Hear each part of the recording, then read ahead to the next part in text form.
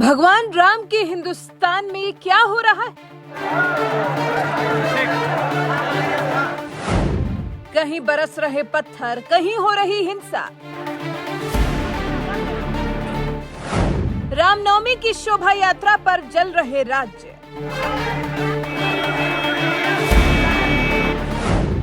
UP रहा बिल्कुल शांत क्योंकि यहाँ बाबा बा। हिंसा के बीच योगी की बात ने मचाया तहलका।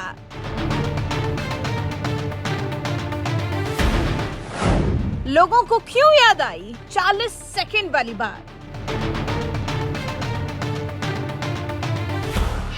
गुजरात, बंगाल, बिहार हो या महाराष्ट्र, ये तमाम राज्य उस हिंदुस्तान का हिस्सा हैं जहां भगवान राम ने स्वयं जन्म लिया, जहां उनका जन्मदिन यानी रामनवमी बड़े ही धूमधाम से मनाया जाता है और जगह जगह पूजा पाठ होता है, धार्मिक शोभा यात्राएं निकाली जाती हैं। लेकिन लगता है अब रामनवमी के दिन शोभा यात्रा निकालना भी गुजरात, बंगाल, बिहार और महाराष्ट्र जैसे राज्यों में गुनाह हो गया है।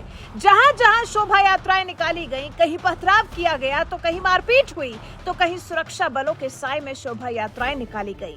ये दृश्य देखकर ऐसा लग रहा था जैसे मानो ये हिंदुस्तान नहीं, इस्लामिक देश पाकिस्तान या अफगानिस्तान है, जहां अल्पसंख्यक हिंदुओं के मंदिरों पर हमले होते हैं, श्रद्धालुओं पर हमले होते हैं, उनकी आस्था पर चोट की जाती है। लेकिन देश के सबसे बड़े राज्य उत्तर प्रदेश में इस तरह की कोई हिंसा नहीं हुई और यूपी वालों ने धूमधाम से रामनवमी पर भगवान राम का जन्मदिन मनाया, शोभा यात्राएं निकाली क्योंकि यूपी में बाबा बाना। कहते काबा उत्तर प्रदेश में, अरे बाबा बाना उस नहीं तो हमको है।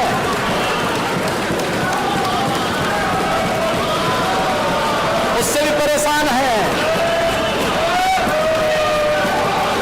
परेशानी तो हर व्यक्ति की समझी जा सकती है। भरी विधानसभा में विरोधियों के बीच जिस तरह से सीएम योगी ने उत्तर प्रदेश वालों को ये जो बात बोली है, यूपी में बाबा बा, उनकी इसी बात ने जनता के बीच एक ऐसा यकीन पैदा कर दिया है जिसने यूपी को आज एक भय मुक्त, दंगा मुक्त राज्य बना दिया है, जहां डंके की चोट पर जनता रमजान और रामनवमी दोनों मनाती है और ना कहीं दंगा होता है, ना कहीं विरोध प्रदर्शन होता है। बाबा के राज में तो यूपी में हिंदू ही नहीं, मुसलमान भी भगवान राम की आरती उतारते हैं और उन्हें अपना पूर्वज भी बताते हैं।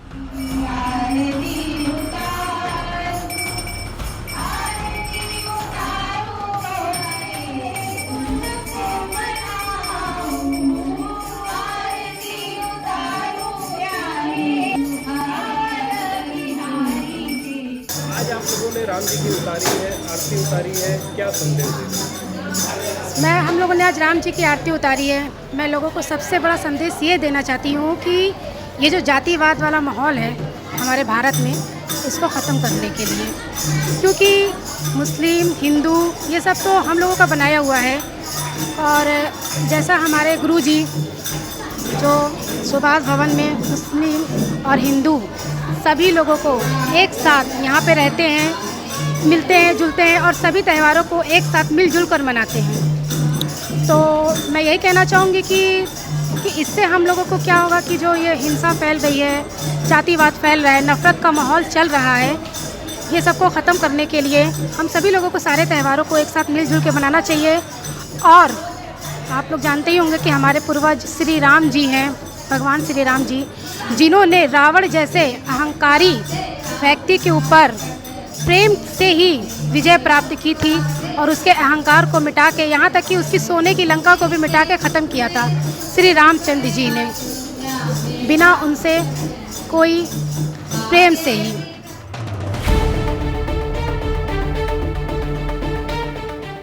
ये है मुख्यमंत्री महंत योगी आदित्यनाथ का उत्तर प्रदेश, जहां दंगा नहीं, गंगा जमुनी तहजीब के साथ रामनवमी मनाई जाती है और कहीं से कोई दंगे की खबर तक नहीं आती। यही है वो राम राज्य जिसकी बात सीएम योगी कहते आ रहे हैं। और यकीन मानिए ये सब कुछ एक दो दिन में नहीं बदला है। इसके लिए सीएम योगी और उनकी सरकार ने साल 2017 से जो रणनीति बनाई थी उसी का परिणाम है। याद करिए सीएम योगी का वो बयान जब साल 2017 में सत्ता में आते ही सीएम योगी ने सूबे के गुंडे, बदमाशों और माफियाओं को क्या चेतावनी दी थी। सत्ता के संरक्षण में पल रहे गुंडे, माफिया, अपराधी, लुटेरे, ये सब के सब मेहरबानी करके या तो उत्तर प्रदेश छोड़ करके चले जाएं, और अगर उत्तर प्रदेश में रहेंगे तो फिर उनके लिए 2 जगह होंगी। मुझे लगता है उस जगह कोई भी नहीं जाना चाहेगा, और उसके बारे में वो तय कर लें क्या होना है। सत्ता में आने के बाद सीएम योगी ने गुंडे, बदमाशों और माफियाओं के खिलाफ जो चेतावनी जारी की थी, उसका असर पूरे 5 साल देखने को मिला। एक एक कर तमाम बड़े बदमाशों के खिलाफ ताबड़तोड़ कार्रवाई हुई, और जब 2022 में दोबारा यूपी में विधानसभा चुनाव हुआ तो सीएम योगी ने 40 सेकंड वाले बयान में जो बात यूपी वालों से कही थी, वो बयान आज भी लोगों को याद आ रहा है और कह रहे हैं योगी जी का ये 40 सेकंड का वीडियो 24 घंटे में हर किसी के मोबाइल में होना चाहिए। मुख्यमंत्री होने की वजह से खुलकर बोल नहीं पाए, पर शायद आप इशारा समझ गए होंगे। उत्तर प्रदेश के मेरे मतदाता भाइयों बहनों, अब एक बड़े निर्णय का समय आ गया है। मुझे कोई चिंता है तो केवल एक, जिन दंगाइयों और पेशेवर अपराधियों पर प्रदेश में अंकुश लगा है, वे सब अब फिर से मचल रहे हैं। वे बार बार धमकी दे रहे हैं कि जरा आने दो हमारी सरकार, सावधान रहिए। आप चूके तो न केवल 5 साल की मेहनत पर पानी फिर जाएगा, बल्कि उत्तर प्रदेश को इस बार कश्मीर, बंगाल और केरल बनते देर भी नहीं लगेगी। आपका वोट आने वाले 5 वर्षों की हमारी तपस्या के लिए आपका आशीर्वाद हो, और इससे भी बढ़कर यह वोट आने वाले समय में आपके और आपके परिवार के भयमुक्त जीवन की गारंटी भी बने। जय जय श्री राम।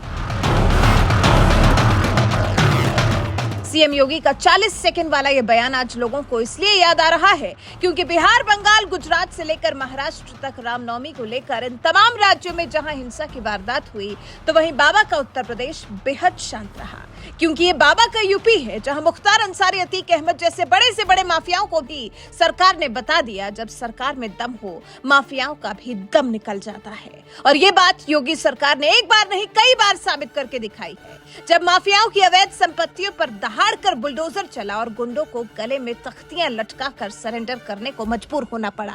इसलिए अब तो तमाम राज्यों से भी योगी आदित्यनाथ जैसे मुख्यमंत्री की डिमांड हो रही है, मगर योगी तो एक ही है और वो उत्तर प्रदेश के पास हैं, जिनके राज में यूपी आज शांति के रास्ते पर चल पड़ा है, दंगे के रास्ते पर नहीं। बहरहाल योगी राज में उत्तर प्रदेश के बदलते माहौल को लेकर आप क्या कुछ कहना चाहते हैं, अपनी राय हमें कमेंट कर जरूर बताएं। साथ ही बंगाल के हालात को लेकर नेताओं ने क्या कुछ कहा है, आइए आपको सुनाते हैं।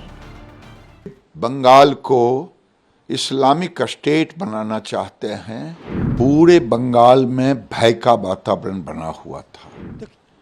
दालकोला और हावड़ा ये 2 जगह तो भयंकर हुआ। पूरे बंगाल में भय का वातावरण बना हुआ था और मुस्लिम समाज एग्रेसिव थे और वो डिक्टेट करते हैं डिस्ट्रिक्ट एडमिनिस्ट्रेशन को कि किस रूट से जाए। मैं समझता हूं ममता बनर्जी जो खुद भाषण दे रही थी, वो देश को शर्मसार करने वाला है, देश के सनातनियों को शर्मसार करने वाला है कि जुलूस शांतिपूर्ण जाए, क्योंकि रमजान का महीना है।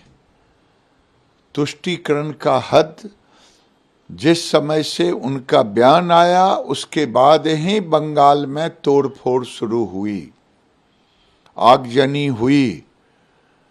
बंगाल को ममता बनर्जी ने ऐसा माहौल क्रिएट कर दिया है जैसे इस्लामिक स्टेट हो। आज तो बंगाल को देख करके, बंगाल की तुष्टीकरण को देख करके पाकिस्तान और बांग्लादेश का भी जो कट्टरपंथी हैं वो भी शर्मसार हो गया है। माननीय श्री सुश्री ममता बनर्जी ये बंगाल को इस्लामिक स्टेट बनाना चाहते हैं देश में, और बंगाल के सनातनियों को उस्काते हैं, चैलेंज करते हैं। ये देश का दुर्भाग्य है। को इस्लामिक स्टेट बना करके क्या दिखाना चाहती? ममता बनर्जी बतौर बंगाल के मुख्यमंत्री और गृह मंत्री इस हिंसा के लिए सीधे तौर पर जिम्मेदार हैं। उन्होंने हिंदुओं को ये हिदायत भी दी कि मुसलमान इलाकों से ना गुजरे। ममता बनर्जी हिंदुओं की भावनाओं को, उनकी आस्थाओं को दरकिनार करके धरने पर बैठी हुई थी। बंगाल के हावड़ा में रामनवमी जुलूस के दौरान जमकर आगजनी बवाल हुआ है। कहा जा रहा शोभा यात्रा के दौरान पथराव किया गया, जिसमें कई लोगों के घायल होने की खबर है, गाड़ियों में भी आग लगाने की खबर है। प्रतिक्रिया? ममता बनर्जी बतौर बंगाल के मुख्यमंत्री और गृह मंत्री इस हिंसा के लिए सीधे तौर पर जिम्मेदार हैं। जब बंगाल में 10,000 से अधिक रामनवमी के जुलूस निकल रहे हैं, उस दिन ममता बनर्जी हिंदुओं की भावनाओं को, उनकी आस्थाओं को दरकिनार करके धरने पर बैठी हुई थी। जब उनको प्रशासन और पुलिस बंदोबस्त देखना चाहिए था, तो वो राजनीति कर रही थी। साथ ही में उन्होंने हिंदुओं को ये हिदायत भी दी कि मुसलमान इलाकों से ना गुजरे। आज़ाद हिंदुस्तान में मुसलमान इलाके क्या होते हैं, ये हमारी समझ से परे है। लेकिन उन्होंने कहा कि रमज़ान के महीने चल रहे हैं, इसलिए मुस्लिम इलाकों को न छुआ जाए। वो ये भूल गई कि हिंदू भी नवरात्र का व्रत रख रहे हैं। उनके तुष्टीकरण की राजनीति इस हिंसा के लिए सीधे तौर पर जिम्मेदार है।